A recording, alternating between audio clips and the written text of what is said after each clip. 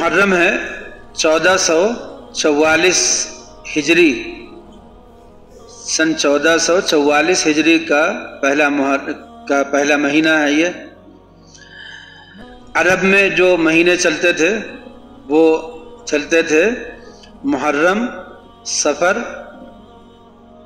ربیع الاول، ربیع الثانی، جمادی الاولی، جمادی الثانیہ۔ اس کو لوگ جمادی پڑھتے، جمادی نہیں، جمادہ۔ تو جمادی الاولی، جمادی الثانیہ، رجب، شعبان، رمضان، شوال، ذوالقعدہ، ذوالحجہ، یہ 12 مہینے عرب میں چلتے تھے۔ لیکن وہ لوگ ان کو گھٹا بڑھا لیا کرتے تھے، جیسے ان کو ربیع الاول جو ہے، جو بہار کے 2 مہینے ہوتے تھے تو اس کو ربیع کہتے تھے وہ۔ تو اب دیکھا انہوں نے کہ ہم کو یہ کام اس وقت میں کرنا ہے، تو انہوں نے مہینہ گھٹا لیا، بڑھا لیا، اس کو نسی کہتے ہیں۔ اللہ تعالیٰ نے قرآن پاک میں آیت نازل فرمائی، 10ویں پارے میں اس کا سبق ہو چکا ہے کہ نسی حرام ہے، کفر ہے، کسی مہینے کو گھٹانا بڑھانا منع ہے۔ آپ غیر مسلموں میں ابھی بھی گھٹایا بڑھایا جاتا ہے، یہ لوگ بھی چاند سے اپنا مہینہ بناتے ہیں نا، 14ویں کے چاند سے بناتے ہیں، اور اپنے مہینے کو گھٹاتے بڑھاتے رہتے ہیں، کبھی بھی کسی تہوار کو آگے کر لیں گے، پیچھے کر لیں گے، یہ ان کے اپنے اختیار میں ہوتا ہے۔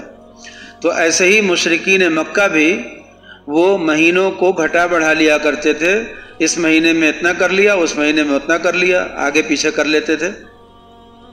اس کو شریعت نے حرام کر دیا، اور ایک قانون آ گیا کہ 12 مہینے ہوں گے اور اس میں کمی بیشی کرنا منع ہے، اور کسی مہینے کو آگے پیچھے نہیں کیا جا سکتا۔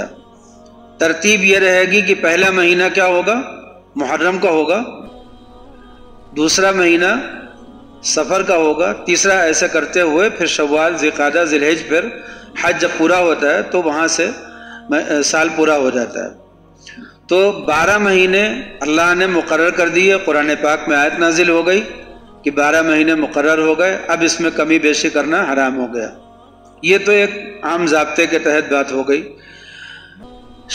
قمری اعتبار سے، چاند کے حساب سے جو مہینے بنائے جاتے ہیں، چاند پہلی تاریخ کا چاند، وہاں سے اور آخری تاریخ تک، پھر پہلی تاریخ کا چاند، یہیں پر مہینہ پورا ہوتا ہے۔ اس اعتبار سے جو مہینہ ہوتا ہے 29 کا ہوتا ہے یا 30 کا ہوتا ہے، اور سال جو ہوتا ہے وہ 355 دن کا ہوتا ہے، 355 دن کا ہوتا ہے۔ تو یہ عربی اعتبار سے، عربی چاند کے اعتبار سے جب ہم سال بنائیں گے تو 12 مہینے بنیں گے، 12 مہینے ہوں گے، ہر مہینے میں 4 ہفتے ہوں گے، ہفتے کا مطلب ہوتا ہے 7 دن، تو 7 دن کا ایک ہفتہ ہوتا ہے، تو 28 دن پہ پورا ہو جائے گا۔ اب اس میں کہیں ایک آدھ دن ادھر آگے پیچھے ہوتا ہے، بہرحال تو وہ 7 دن کا ہفتہ ہوتا ہے، اور 10 دن کا عشرہ ہوتا ہے۔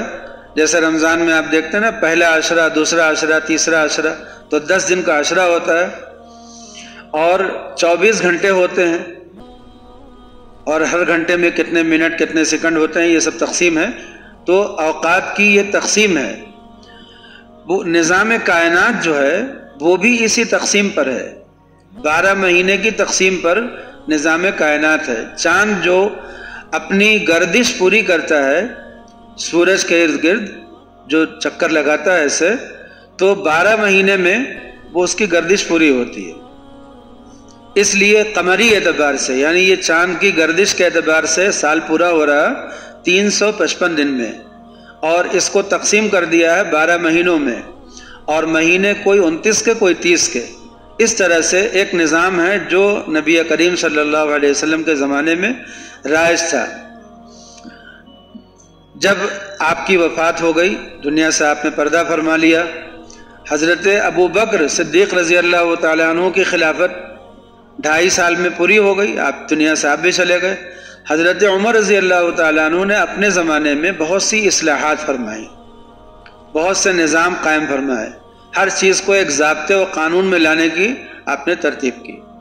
تو حضرت عمر فاروق رضی اللہ تعالیٰ عنہ کے دور میں ایک مسئلہ یہ اٹھا کہ حضرت ابو موسیٰ اشعری نے، ایک روایت کے مطابق یہ کہ حضرت ابو موسیٰ اشعری نے حضرت عمر سے کہا کہ آپ ہمیں خطوط بھیجتے ہیں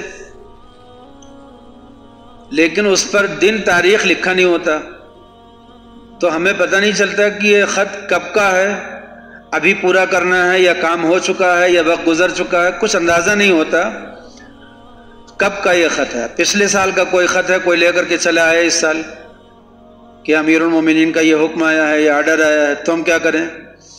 تو کچھ ایسا ہونا چاہیے نشان جس سے پتہ چلے۔ اس وقت تک نشان کا طریقہ کیا تھا؟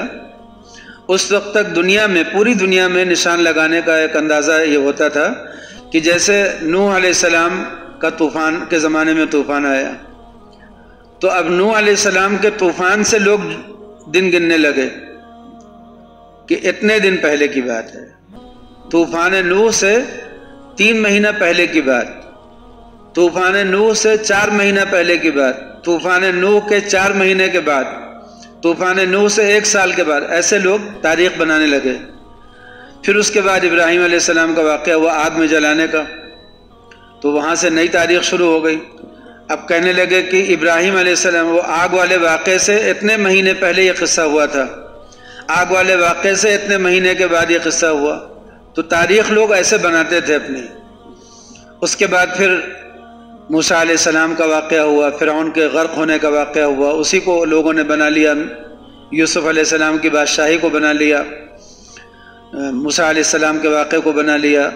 پھر ایسے ہی دھیرے کوئی بڑا واقعہ پیش آ جاتا تھا دنیا میں تو لوگ وہیں سے اپنی تاریخ بنانے لگتے تھے۔ ہر ملک کی الگ الگ تاریخ تھی اور اس کا کوئی ایک نظام، باقاعدہ کیلنڈر نہیں تھا، اور یہ حضور پاک صلی اللہ علیہ وسلم تک بھی کوئی کیلنڈر دنیا میں نہیں تھا، بس یہی نظام چلتا تھا کہ اس چیز سے اتنے سال پہلے جب کسی ملک میں کوئی بادشاہ انتقال کر جاتا تھا اور اس کی جگہ پر کوئی نیا بادشاہ بیٹھتا تھا تو وہیں سے نئی تاریخ شروع ہوتی تھی۔ یہ کہا جاتا تھا کہ ان کی تخت نشینی سے اتنے سال پہلے، ان کی تخت نشینی سے اتنے سال کے بعد، یہ پہلے اور بعد ایسے چلتا تھا۔ جیسے ابھی بھی ہم لوگ کہتے ہیں نا کہ عیسیٰ علیہ السلام کے اوپر اٹھائے جانے سے اتنے سال پہلے، قبل مسیح، بولتے ہیں کہ فلاں بادشاہ قبل مسیح 300 سال پہلے تھا، فلاں حکومت قبل مسیح 200 سال پہلے تھی، تو قبل مسیح اور بعد مسیح ایک وہ بن گیا پیمانہ۔ تو یہ جو کسی کی وفات یا کسی کی پیدائش یا کسی کی تخت نشینی، ایسے ہی کیلنڈر بنتے تھے اور وہ بہت ہی محدود کیلنڈر ہوا کرتے تھے۔ اس میں آپ کو یہ بات سن کر کے بہت ہی خوشی ہوگی کہ ایک جامع کیلنڈر جو سب سے پہلے دنیا میں بنا ہے وہ قمری کیلنڈر ہے جو حضرت عمر رضی اللہ تعالیٰ عنہ نے بنایا۔ ایک ایسا کیلنڈر جو پھر ختم نہیں ہونے والا ہے، قیامت تک چلنے والا، یہ کیلنڈر حضرت عمر فاروق رضی اللہ تعالیٰ عنہ نے سن 17 ہجری جمادی الاولیٰ یا جمادی الثانیہ ایسے کوئی مہینہ تھا، اور ہجرت کو 17 سال ہو گئے تھے۔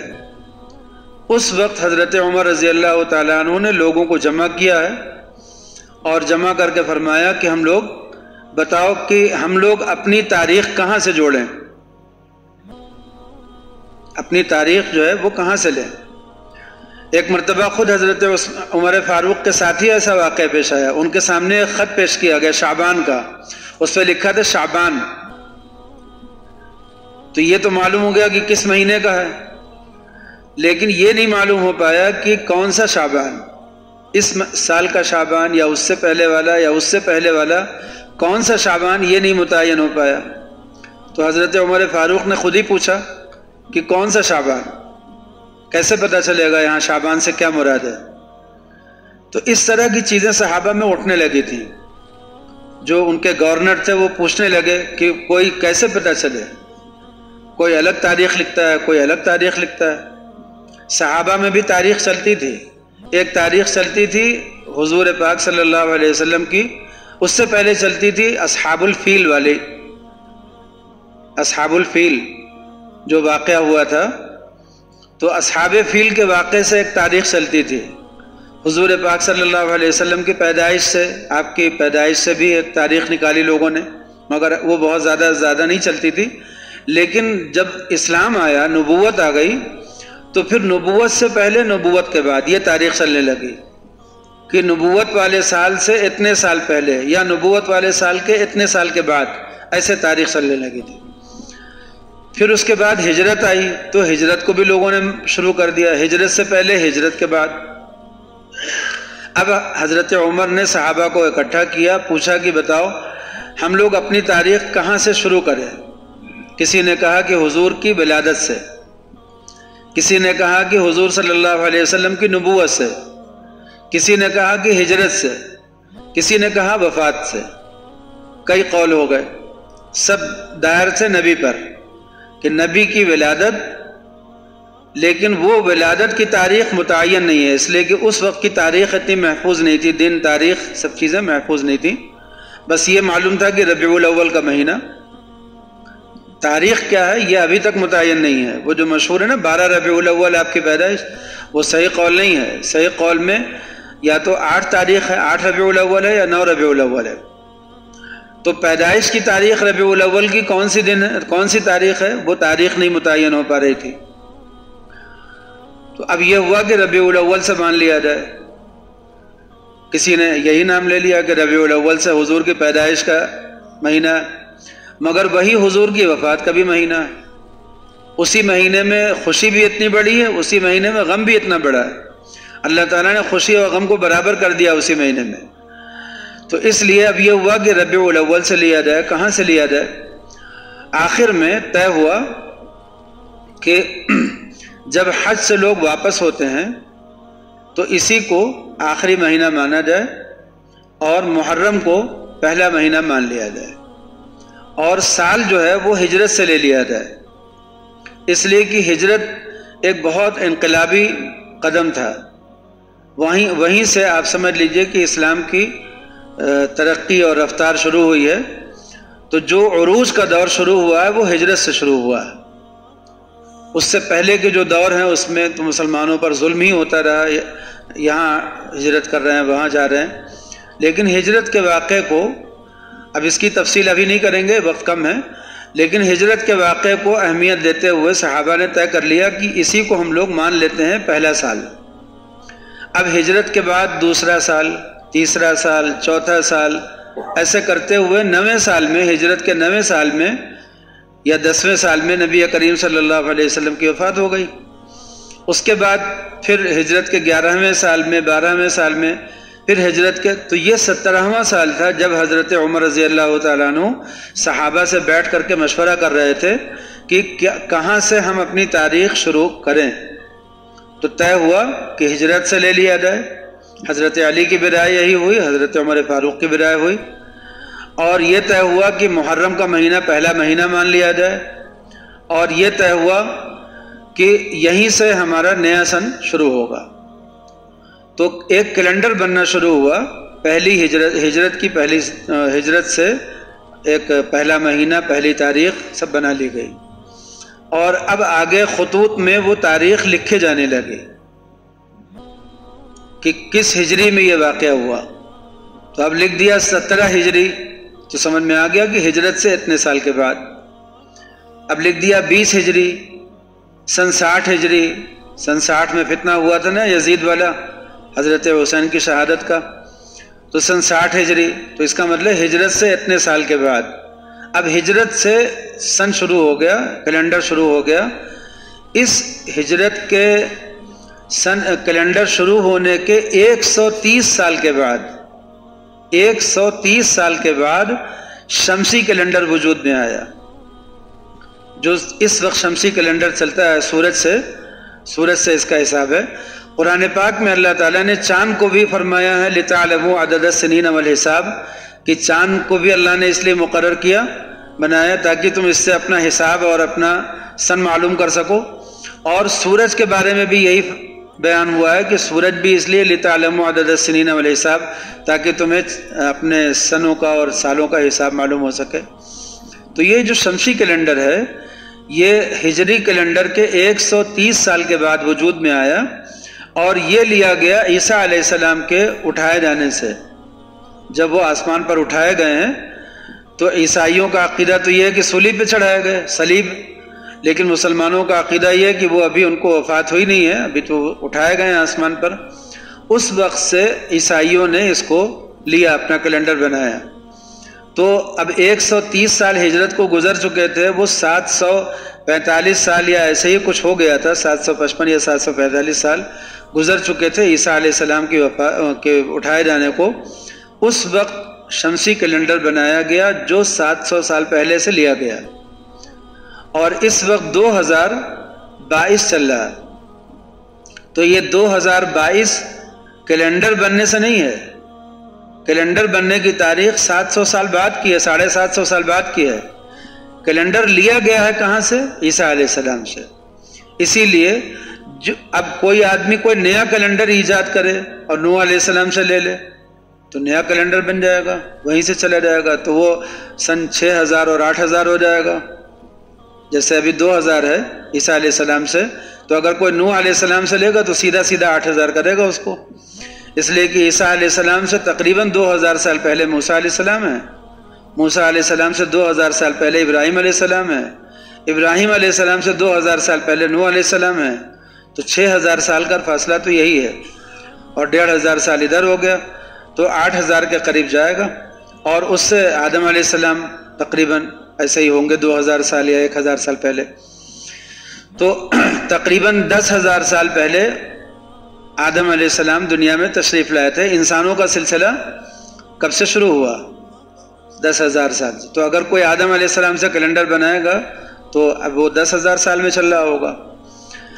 اس سے پہلے کی بھی کوئی تاریخ ہوگی، آدم سے پہلے کی بھی کوئی تاریخ ہوگی دنیا کی، تو آدم سے پہلے اس دنیا کو کب اللہ نے بنایا ہے اس کی کوئی حد بتائی نہیں گئی ہمیں، شریعت میں تو کچھ بتایا نہیں گیا، لیکن آثار سے یہ معلوم ہوتا ہے، اور بعض حال اتنا تو معلوم ہی ہے کہ مٹی کی اس مخلوق سے پہلے اس زمین پر آگ کی ایک مخلوق تھی، جنوں کی، اس کا تذکرہ تو قرآن پاک میں ہے، لیکن جنوں سے پہلے بھی کوئی تھا کہ نہیں تھا؟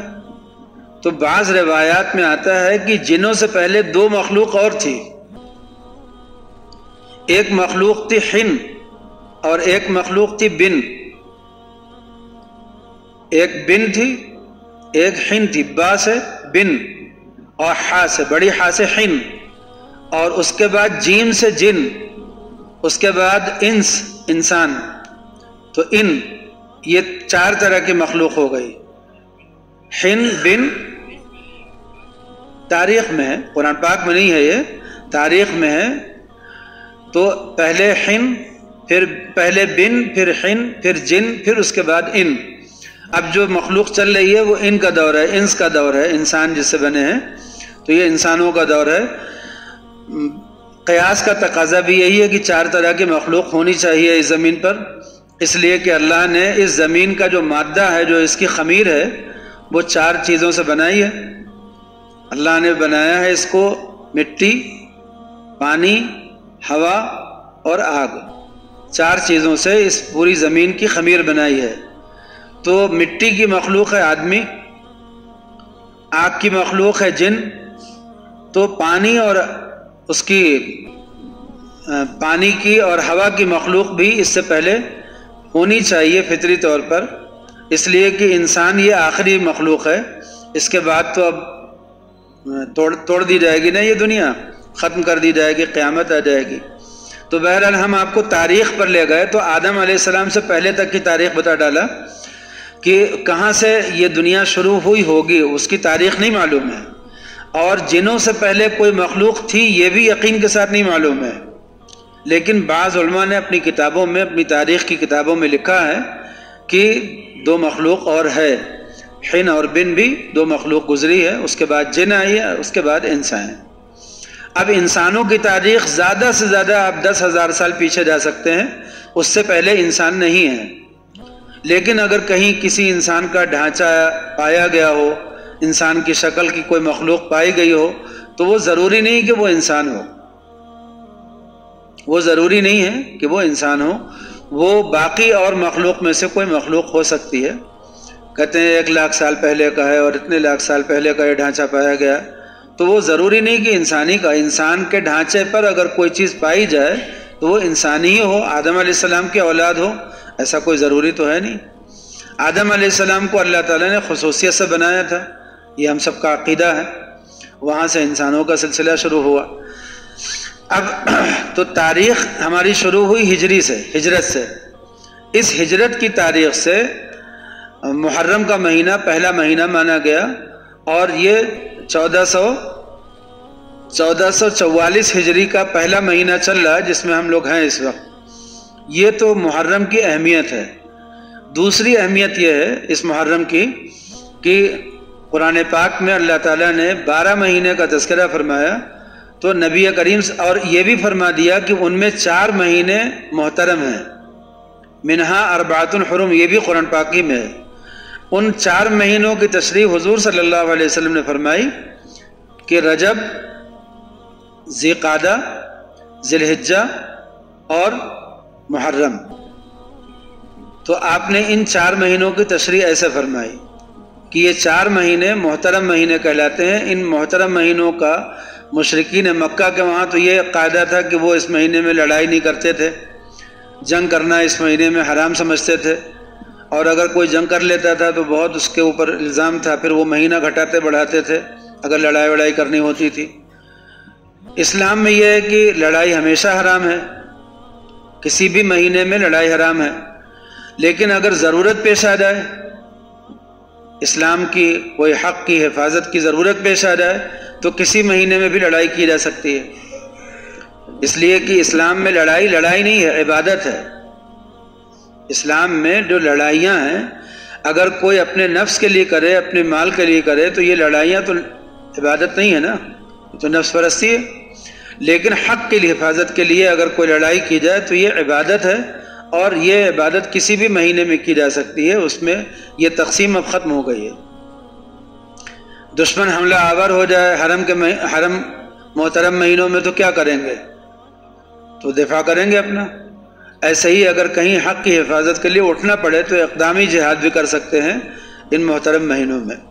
خیر، تو یہ محرم کا جو مہینہ ہے یہ ان محترم مہینوں میں سے ہے جو 4 مہینے پورے سال میں محترم مانے جاتے ہیں، جن کا تذکرہ قرآن پاک میں بھی ہے۔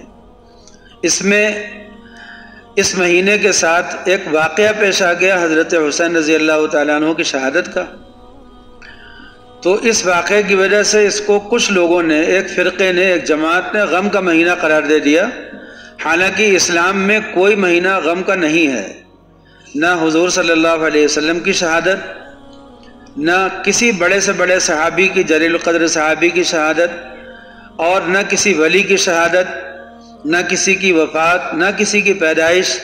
آپ دیکھیے صحابہ جو تھے وہ حضور صلی اللہ علیہ وسلم کی پیدائش سے یا وفات سے جوڑ کر کے بھی تو ہجری کیلنڈر شروع کر سکتے تھے، لیکن انہوں نے نہیں کیا نا، پیدائش سے اور وفات سے نہیں جوڑا، اس کو حق سے جوڑا۔ حق ناحق کی ایک لڑائی تھی جس کے لیے ہجرت کرنی پڑی، تو ہجرت سے جوڑا، اس کو ایک عمل سے جوڑا۔ یہ صحابہ کی ایک سمجھ جس کو کہتے ہیں کہ ان کا جو ذہن کھلا ہوا تھا کہ ذاتی چیزوں سے نہ جوڑ کر کے اس کو ایک حق اور ناحق کے واقعے سے جوڑا گیا۔ تو اس لیے محرم کے مہینے کو غم کا مہینہ سمجھنا، اس مہینے میں شادی بیاہ سے گریز کرنا، اس مہینے میں غم منانا بیٹھ کر کے، یہ سب چیزیں اسلامی اعتبار سے غلط ہیں۔ اسلامی اعتبار سے کوئی بھی مہینہ غم کا مہینہ ہے ہی نہیں، نہ کوئی مہینہ خوشی کا ہے، نہ کوئی مہینہ غم کا ہے۔ ہر مہینہ اللہ کی عبادت کا ہے، ہر مہینہ اللہ کے حکموں پر چلنے کا ہے، اور ہر مہینہ نافرمانی سے بچنے کا ہے۔ جن لوگوں نے یہ راستہ چنا کہ انہوں نے اس میں ایک رسم ڈال دی، غم کا مہینہ مان لیا، سبیل پلانے لگے، لوگوں کو پانی پلانے لگے، جن لوگوں نے اس کے ساتھ کچھ ایسی چیزیں کرنے لگے کہ مطلب جس سے وہ واقعہ کربلا ہمیشہ تازہ رہے، لوگوں کے ذہن میں ایک غم کی کیفیت ہو، ایک رونا ہو، ایک دھونا ہو، انہوں نے اس واقعے سے کو اس طرح ڈال دیا اس میں کہ اس کے ساتھ لوگوں کے جذبات، عورتوں کے جذبات، بچوں کے جذبات، جوانوں کے، بوڑھوں کے جذبات، مسلمانوں کے اسلامی جذبات، اس لیے کہ حضور پاک صلی اللہ علیہ وسلم کے نواسے کا واقعہ اتنا معمولی تو تھا نہیں، تو ان جذبات کو لے کر کے انہوں نے ایسے ایسے واقعات گڑھے، ایسی ایسی فرضی باتیں کی اور ایسی منظر کشی کی اس کی کہ اچھے خاصے پڑھے لکھے مسلمان بھی اس مہینے کو غم کا مہینہ سمجھنے لگے ہیں۔ اس مہینے میں غم نہیں ہے، اس مہینے میں کوئی غم نہیں ہے، اس لیے کہ غم کسی بھی غم کو بڑھانا، منانا، اس کو اگلے سال تک اور آگے آئندہ سالوں تک جاری کرنا اسلام میں ہے ہی نہیں۔ آپ جانتے ہیں کسی کی پیدائش منانا اسلام میں نہیں ہے، کسی کی وفات منانا اسلام میں نہیں ہے، کسی کا غم منانا بھی اسلام میں نہیں ہے، اسلام سے اس کا کوئی تعلق ہے ہی نہیں۔ اسلام میں تو صبر سکھایا گیا۔ صحابہ لڑتے تھے، بغل میں بڑے بڑے صحابی جو ہیں شہید ہو جاتے تھے، وہ ان کا غم منانے بیٹھیں کہ آگے جنگ کریں؟ ہر سال اگر کوئی آدمی غم منانے بیٹھے تو ہر سال غم ہی مناتا رہ جائے گا، ہر مہینے میں غم مناتا رہے گا، ہر ہفتے میں غم مناتا رہے گا، ہر دن میں غم مناتا رہے گا۔ غم منانا اسلام میں ہے ہی نہیں۔ غم ہونا وہ الگ چیز ہے، منانا الگ چیز ہے، دو الگ الگ چیزیں ہیں۔ ہمیں جب 10 محرم ہوئی اور یاد آ گئی حضرت حسین کی اور ہمیں غم ہوا، یہ غم ہونا الگ چیز ہے۔ یہ غم تو کسی بھی صحابی کی شہادت کے واقعے پر ہمیں ہو سکتا ہے۔ حضرت عثمان غنی کی شہادت کتنی دردناک شہادت تھی، حضرت عمر کی شہادت کتنی دردناک شہادت تھی، حضرت علی کی شہادت کتنی دردناک شہادت تھی، حضرت حسن رضی اللہ تعالیٰ عنہ کو ان شیعوں نے زہر دیا تھا، کتنی دردناک شہادت تھی۔ تو ایک حضرت حسین رضی اللہ تعالیٰ عنہ کا غم مناؤ، باقی صحابہ کی شہادت کو بھلا دو، ان کی شہادت کو نظر انداز کر دو۔ حضرت حمزہ کی شہادت، نبی کریم صلی اللہ علیہ وسلم کو اتنا غم ہوا تھا، آپ جب احد سے واپس آئے کچھ عورتیں رو رہی تھیں، کچھ گھروں سے رونے کی آواز آ رہی تھی، آپ صلی اللہ علیہ وسلم بھی رونے لگے۔ شہداء کے پر کچھ گھروں سے رونے کی آواز آ رہی تھی تو آپ بھی رونے لگے، اور آپ نے فرمایا کہ اگر اسلام میں غم منانا جائز ہوتا تو میں تمام مدینے کی عورتوں سے کہتا کہ حمزہ کی شہادت پر غم منائیں، روئیں، نوحہ کریں، لیکن نوحہ اسلام میں ہے نہیں۔ النیاحۃ من الجاہلیہ، نوحہ جو ہے غم منانا کسی کی موت پر، اس کے غم کے واقعات کا تذکرہ کر کے اس کے غم کو بڑھانا، لوگوں کو رلانا، اسلام میں ہے ہی نہیں۔ یہ ایک زندہ قوم کی کیفیت ہی نہیں ہو سکتی ہے کہ وہ کسی کا ایسے بیٹھ کر کے غم منائے۔ زندہ قوم تو صرف اللہ کے راستے پہ آگے بڑھتی رہتی ہے، محنت کرتی رہتی ہے۔ دنیا سے جو لوگ چلے گئے وہ تو زیادہ بہتر ہوئے نا کہ اللہ کے دربار میں چلے گئے۔ ایک شاعر نے کہا تھا کہ ہم تو قائل ہیں، کیا ہے، حیات شہداء کے، ہم زندہ جاوید کا ماتم نہیں کرتے۔ ہم تو قائل ہیں ماتم وہ کرے جو، کیا ہے، ایسے کچھ لفظ شعر ہے کہ اس میں انہوں نے یہ کہا تھا کہ ماتم وہ کرے جو قائل ہو ممات شہداء کا، جو یہ سمجھتا ہو کہ شہید مر جاتے ہیں وہ ماتم کرے۔ ہم تو قائل ہیں حیات شہداء کے، اور ہم زندہ جاوید کا ماتم نہیں کرتے۔ ہم کسی ایسی زندہ شخصیت کا ماتم کیسے کریں جو ابھی زندہ ہے، جس کو اللہ نے زندہ کہا ہے قرآن پاک میں؟ تو ہم کبھی بھی کسی بھی شہید کا ماتم نہیں منا سکتے، کسی کا غم نہیں منا سکتے، اسلام میں اس کی اجازت ہے ہی نہیں۔ ہاں، غم ہونا الگ چیز ہے۔ اگر ہمیں کسی کی موت کا یا شہادت کا واقعہ یاد آ جائے اور ہمیں غم ہو جائے، اس وقت دل رونے لگے، تو ہم کیا کریں؟ قرآن پاک پڑھیں، ایصال ثواب کر دیں، 2 رکعت نماز پڑھیں، ایصال ثواب کریں، کچھ صدقہ کر دیں۔ غم ہونے پر اس کی کوئی تلافی کریں، اس غم کو ہلکا کرنے کی کوشش کرنا ٹھیک ہے، لیکن غم ہونا، کرانا، غم پیدا کرانا، اس کے لیے تدبیریں ڈھونڈنا، اس کے لیے کچھ ایسے اسباب، یہ تعزیہ بھی غم منانے کی ایک شکل ہے۔ اور جتنی بھی فضولیات اس موقع پہ کی جاتی ہیں وہ سب کے سب، جو بریلوی علماء ہیں وہ بھی اس کی اجازت نہیں دیتے، جو اپنے آپ کو کہتے ہیں نا کہ ہم سنی ہیں، تو جو بریلوی علماء ہیں وہ بھی اجازت نہیں دیتے ہیں، نہ تعزیہ کی کسی رسم کی۔ اور یہ جو 10 محرم تک منایا جاتا ہے، اس میں سے کسی چیز کی اجازت نہیں دیتے۔ یہ سب کا سب بدعت ہے، گمراہی ہے، رسم و رواج ہے۔ تو اس لیے اس چیز سے پرہیز کرنا چاہیے۔ محرم میں کیا کر سکتے ہیں، کیا کرنا چاہیے؟ محرم کا مہینہ ہو تو اس میں ایک کام تو یہ کریں کہ 10ویں محرم کے روزے کا اہتمام کریں، اور اس سے پہلے 9ویں محرم کو ایک روزہ نفلی اور رکھ لیں تاکہ یہود کی مشابہت ختم ہو جائے۔ یہود 10ویں محرم کا روزہ فرض کے طور پر رکھتے ہیں، 10ویں کو فرض کے طور پر رکھتے ہیں، اور وہ 10ویں محرم کو مناتے ہیں۔ کیا مناتے ہیں؟ فرعون سے نجات کا دن، وہ فرعون سے نجات کا دن مناتے ہیں، تو وہ دن مناتے ہیں اس لیے وہ اس دن روزہ رکھتے ہیں، اور ہم کو کوئی دن منانے سے منع کیا گیا ہے، اس لیے ہم کوئی دن تو مناتے نہیں ہیں، لیکن نبی کریم صلی اللہ علیہ وسلم پر پہلے یہ روزہ فرض تھا 10ویں محرم کا، پھر بعد میں اس روزے کی فرضیت ختم ہو گئی، تو آپ نے فرمایا کہ اب اگلے سال اگر میں رہوں گا تو 9ویں کا یعنی ایک روزہ اس کے آگے یا پیچھے ملا لوں گا، تو بس وہ ایک روزہ آگے پیچھے ملا کر کے یہود کی مشابہت ختم کرنا چاہیے، اور 10ویں محرم کا روزہ رہ لینا چاہیے۔ اس کی بڑی فضیلت آئی ہے حدیث شریف میں کہ 1 سال کے گناہ اس کے ذریعے سے معاف ہو جاتے ہیں، انسان کے جو صغیرہ گناہ ہیں معاف ہو جاتے ہیں، جو بڑے گناہ ہوتے ہیں وہ بغیر توبہ کے معاف نہیں ہوتے۔ اس روزے کے بارے میں لوگ پوچھتے ہیں کہ کیا اگر رمضان کا کوئی روزہ قضا ہو تو رکھ سکتے ہیں 10ویں محرم کا روزہ؟ تو قضا روزہ رکھیں گے تو قضا کا ثواب ملے گا، 10ویں محرم کی جو فضیلت ہے وہ نہیں ملے گی۔ نفلی روزہ رکھیں گے تبھی وہ 10ویں محرم کا روزہ ہوگا، لیکن اگر کسی نے اب تک قضا کا روزہ نہیں رکھا ہے تو اسے چاہیے کہ قضا کے روزے کو اولیت دے۔ نفل روزوں پر قضا کے روزے کی اولیت ہے، اس نے 2 مہینے 3 مہینے گزر گئے اب تک رکھا نہیں، اب 10ویں محرم میں زیادہ تر لوگ رہ رہے ہیں، ماحول بنا ہوا ہے، تو رکھ لو، قضا ہی روزہ رکھ لو تاکہ قضا جو ذمہ فرض ہے وہ ادا ہو جائے، ٹھیک؟ ورنہ تو قاعدے سے تو شوالی میں رکھ لینا چاہیے تھا قضا روزہ، دیر نہیں کرنی چاہیے تھی۔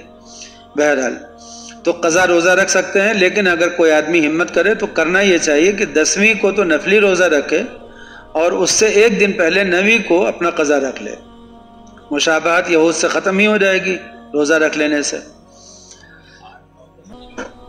جی نہیں، 9ویں کو بھی رکھ سکتے ہیں، 9ویں کا روزہ جو ہے خالص نفلی روزہ ہے، اس کی کوئی فضیلت نہیں آئی ہے، وہ صرف مشابہت کو ختم کرنے کے لیے ہے، تو اگر کوئی آدمی قضا روزہ اس دن رکھ لے گا تو مشابہت تو بھی ختم ہو جائے گی، اس لیے رکھ سکتے ہیں۔